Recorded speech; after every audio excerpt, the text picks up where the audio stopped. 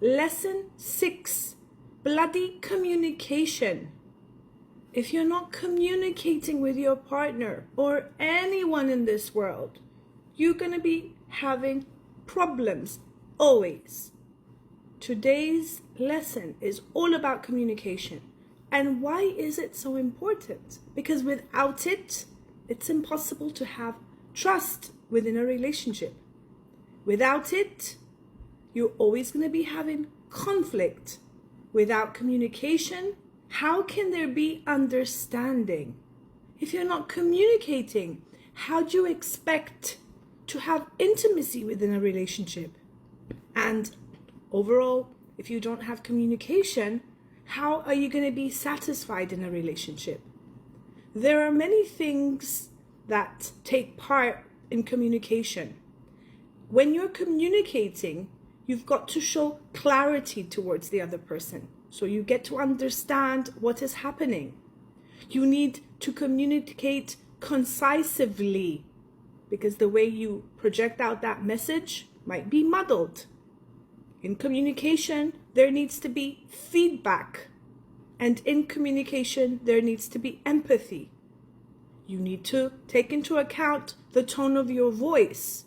In communication, you need to know the timing that you're going to do it. In communication, you need to have listening skills, active skills. You need to reflect on what you're listening to. You need to also avoid distractions that are happening in communication.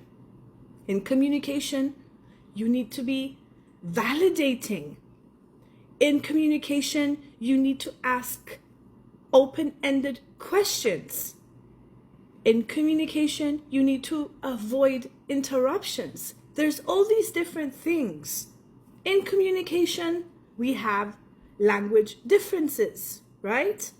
In communication, we have to pay attention to the cultural differences. In communication, there are many emotional barriers. In communication, there are physical barriers. There might be noises, there might be distractions, interruptions. All of these things play a huge role in communication. If you do not have feedback in communication, there's a problem. Trust is ever so important. You need to know the art of communicating. You need to start learning how to listen better. You need to also see the mirroring that is happening within communication. What role are you playing in the communication? Are you sure you're communicating in a great way? There's different types of communication styles within a relationship. Have you checked in on those things? What feedback are you getting from other people with the way that you're communicating? And how are you reflecting? All of these things are very, very important.